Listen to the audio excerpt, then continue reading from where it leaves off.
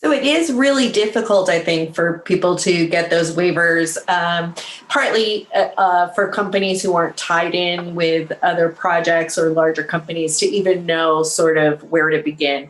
And a lot of those BVLOS waivers still require a visual observer. They still require some ground infrastructure that would probably make the operation not economically viable You to got it. scale out, right? And Don, I know this is something that you have worked on. Is kind of there are just major challenges in flying beyond visual line of sight relative to the weather. You have to meet those FAA requirements. Do you want to speak to that?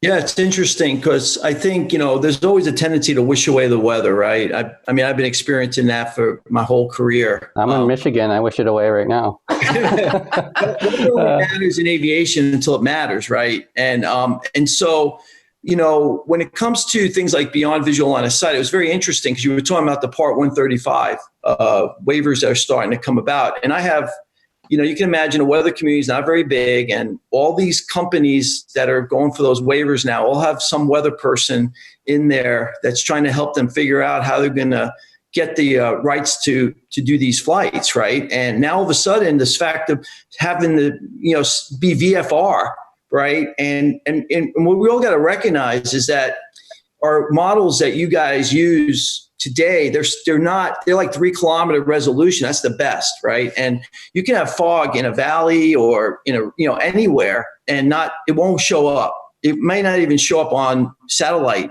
imagery, which you can't look at anyway because you can never scale out this industry if you're looking for fog patches and satellite imagery.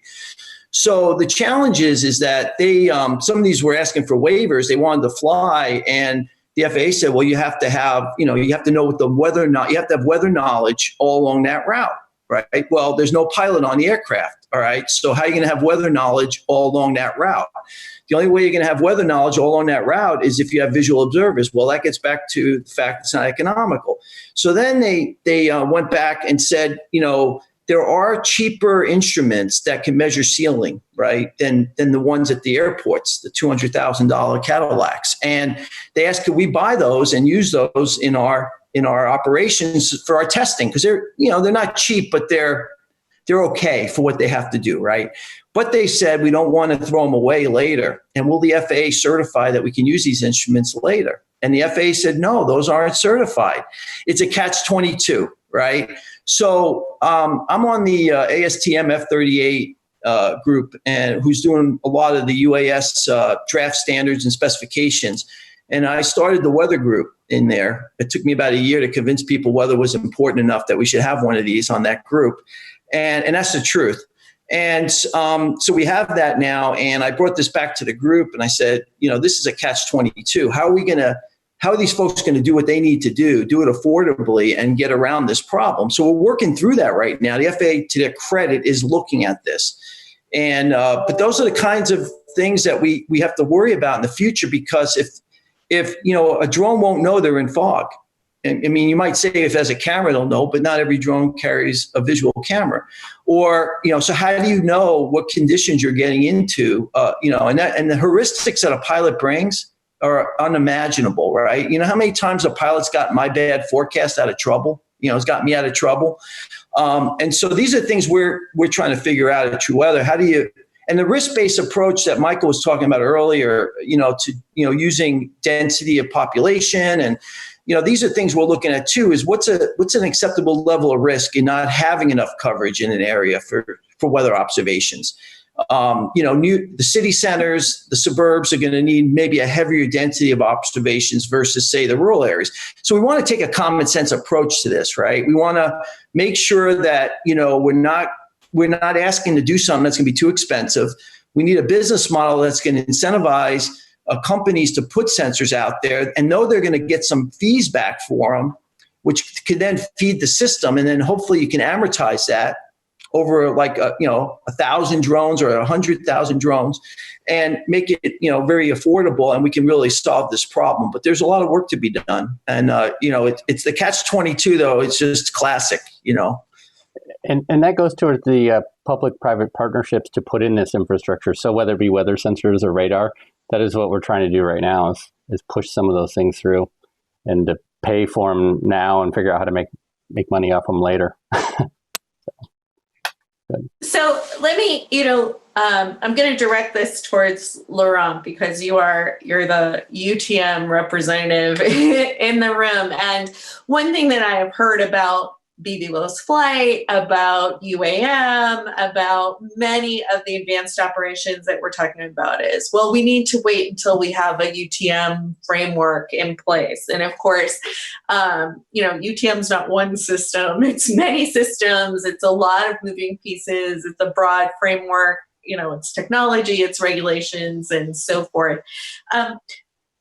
From your perspective, what does the future of unmanned systems look like when you're talking about a UTM service provider, and what's kind of the roadmap from where we are today to some of those more advanced operations?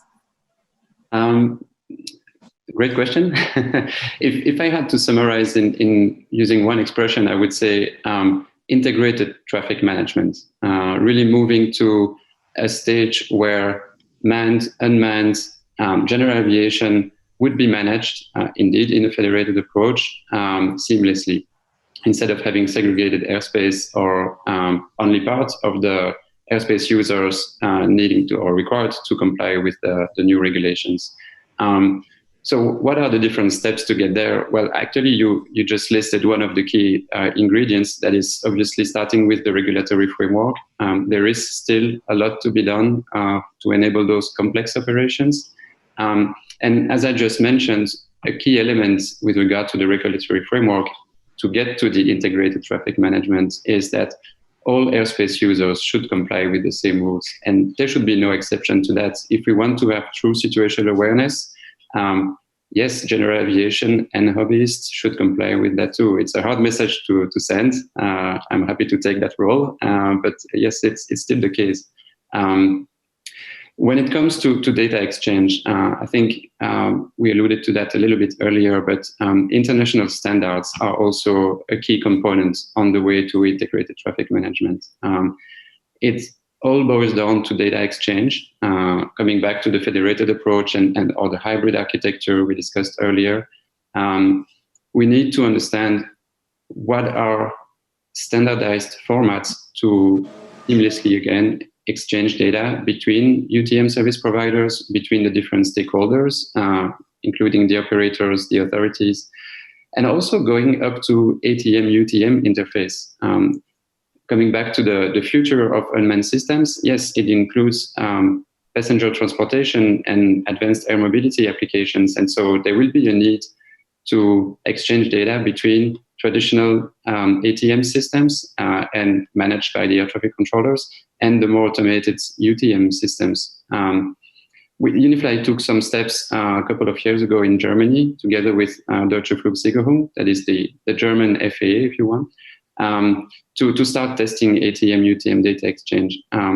From a technical perspective, I mean, we are there. The most complex is really to understand how can we make sure that there is no data overload for the air traffic controllers. Obviously, the UTM system can tremendously benefit from data coming from the ATM, but whenever you want to display additional information on an ATC screen, that's a very critical question. Air traffic controllers have so many things to manage that it is extremely important to look at how do you include information about drones into their screens as well. And so those are questions that we are going through and trying to answer, again, in partnership with those authorities around the world. If I can add one piece to that, I support everything you just said. There's another party in this equation that will need to be able to have access to this data and will need to be able to communicate with these systems, which is the ground transportation. So if you have passenger carrying urban air mobility that is intended to interface with commuter rail system or the subway or even ride sharing, if something happens to that commuter rail and the trains aren't running, you don't want to keep landing people at that station with nowhere to go. You want to be able to communicate that to the aircraft system and say, hey, you need to actually go one more stop down before you drop off your passengers, or something, something like that, right?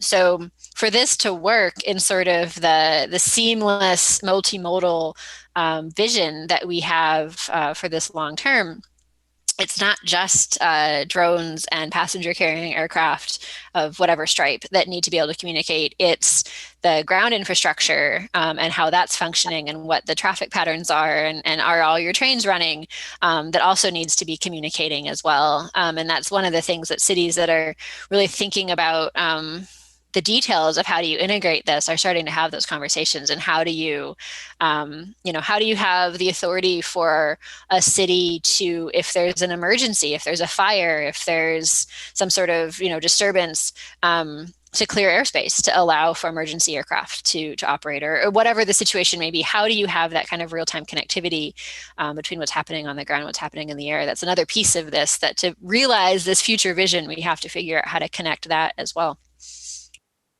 Yeah, that's a great point indeed. And to add a little bit on your last point, how to involve local authorities. That's also one of the questions we've been looking at with one of the countries in Europe. They were wondering, it's great from an air navigation service perspective to have this UTM deployed, but we don't have the bandwidth to manage those local events. And we were looking, how can we involve police departments or first responders within a predefined framework.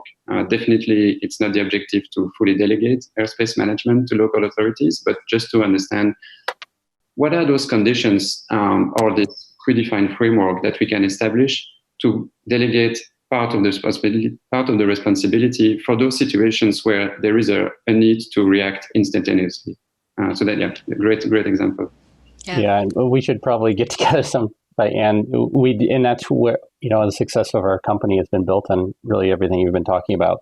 Is we work with the, Planet M and the mobility groups and integrating that data. And then from the state and local government side, we ended up doing a partnership with a company called Esri that has geospatial technology deployed to 92% of all state and local governments in the U.S. and a high percentage in the globe. And we put a plug into that they already use for transportation planning and tools. And we've come up through that platform to collect that data and then serve that up through our Lance platform to a federal system so that drone pilots don't have to go city to city and county to county. And then we are able to start to tie into the 911 systems.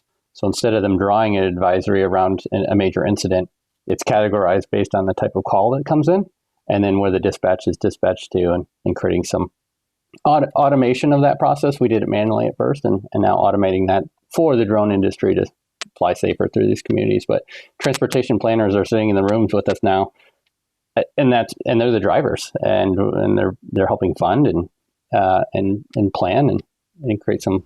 Honestly, have 5-year plans starting to be developed by those groups. It's pretty exciting to see. Yeah, that's fantastic. The emergency. Oh, sorry, Don. Go ahead.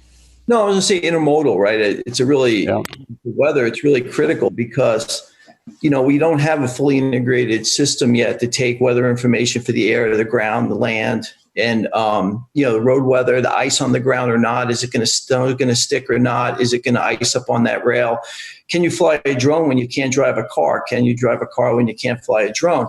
All that integration of information, there's so much waste right now in the system because we don't integrate weather data into a comprehensive end-to-end system where those decisions, a lot of them could be automated in a sense a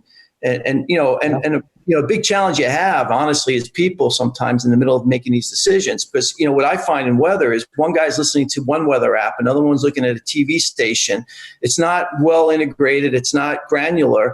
One part of the system is operating on a piece of information and making decisions that another part of the system is operating on a different piece of information and making different decisions.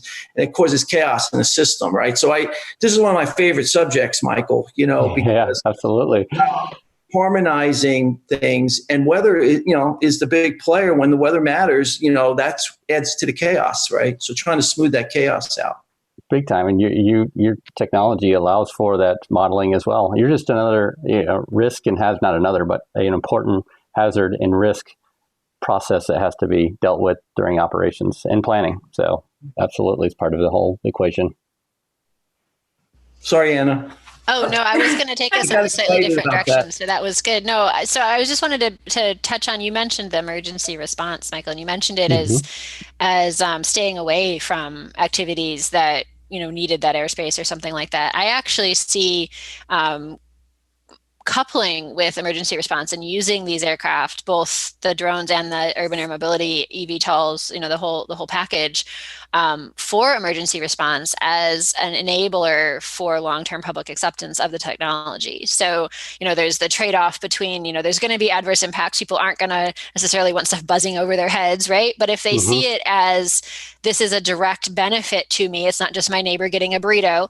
This is, delivering, a defibrillator or bringing a paramedic to the scene of the accident faster than you can get somebody there in any other way, then now all of a sudden that has a real, sort of more visceral positive benefit associated with the technology. So one of the things that Cami particularly is very interested in is looking for these initial use cases that are high public benefit, to offset some of the initial hesitancy that make a company adopting these technologies. So I think that there's a lot of fertile ground in that emergency response conversation, not just how do you make sure that the hobbyists aren't flying their drones around the firefighting aircraft. I live in fire area and it's fire season and that's the big one, but also how do you use this technology to support the firefighters and to support the paramedics and to support our first responders in a way that gets the communities to sort of rally behind wanting to understand this and wanting to see how to incorporate it into their landscapes. Yeah, I think right. You bring up a great point about public acceptance. And so we'll go back in a little bit to the idea of state and local governments and their role in the whole thing, because I think that's really important too. But public acceptance of drones is one of those things that really has the potential to be a barrier to, some of our more advanced operations. We talk about drone delivery all the time, but then I published a study that says in Germany, most German citizens said, no thanks, like I'm good. I don't need drone delivery. And we see tremendous benefits on construction sites and pipelines and in very specific areas, but how do we get the regular person on the street, our neighbors, people in the suburbs to really appreciate the benefit that drones have so that they're willing to accept the very, the minor risk of annoyance or inappropriate use of the technology that they may suffer. So I'd like to throw that out to you. And I know you just brought that up. Michael, you've talked about this before too, but public acceptance of drone technology, how are we going to get there? Yeah, well, I tend to think about it, Cami tends to think about it as having sort of four main pieces of a puzzle that have to come together to get there. And I'm sure everybody has their own sort of flavors and answers to these different pieces. But we usually talk about it in terms of trust, which is your safety component, safety and security, public benefit, which is what we were just talking about in terms of, can you really understand why this is good for you and why this is good for your communities? Integration is another one that I think often gets the short end of the stick, but is very important. And we've talked about a little bit here of, is this seamlessly connected to the other ways in which you move people and goods in your community? And then acknowledging but limiting the adverse impacts. So it doesn't facilitate trust to try to pretend that no one's going to notice that these things are there and there's no possibility of them causing problems. That's counterproductive. But we can, by planning and being proactive, we can mitigate those adverse impacts. So we can mitigate the noise impact over ambient. We can mitigate emissions and environmental impact in terms of, how green is your grid. We can mitigate privacy by having a clear and consistent approach to local policy for those sorts of concerns. So trust, public benefit, integration, and limited adverse impacts are the four sort of cornerstones that we talk about for public acceptance. Yep, that was I want to steal that. That was awesome. I'm going to steal it too, because I was sitting there going, oh my gosh, this is perfect. It's on our website, communityairmobility.org. You're all welcome to use it. So, in some cases, that's a main focus of our businesses with state and local governments. And the first thing we hear when we walk in and we meet with city council or a mayor or governor is, we don't want drones, or they just have this reaction right out of the gates. And I think it's that building trust, that first pillar you talked about, but we're trying to build the trust at the community level. We can't go to every citizen sometimes, so we hit it from multiple levels. One is the communities, and we provide a tool to help integrate drones into the community so they start to learn trust and understand. So understanding education is part of it. And then the public benefit is, you're right. So with the manufacturer in Michigan, it's just-in-time parts delivery. Well, they're a major manufacturer and creates a lot of jobs, and they see the benefits of that. That's not exactly what we're about. Drones for good and delivering of COVID test kits and stuff like that. So we're trying to integrate those two things at the same time, where this one actually has a really economic impact to the industry, where it will support when there's a plant down because of one little part. But then Drones for Good is about that public benefit. We're on the task force for COVID to figure out how to do test kit deliveries. And now there's a new task force that's been created about how to get vaccines out. What is the distribution process? And then we've talked to, Meals on Wheels and great things like that. But each one has its slightly different benefits. And we're just finding that those things, we're going to have to focus on those. So working at the state and local government, because they're the representatives, they represent the people, and they're hearing from them, they're voted in, and then working Drones for Good to the general public. And then integration is perfect. I want to go to Amazon and do something, or I want to ask for a roof inspection, and I don't have to do anything else. All of a sudden it flies my drone, does a roof inspection, and all of a sudden I have my inspection 20 minutes later. Integrating that, and I think that's a great one. I've never really thought through that. And then being able to tolerate your fourth pillar there is the risk. Is it worth that? We're okay with driving and crash as much as we do. It's the same thing with drones. Is the benefit outweigh, a drone landing in my yard, my privacy and things like that? And I think all those pillars it was great just to talk through your pillars with examples. So thank you.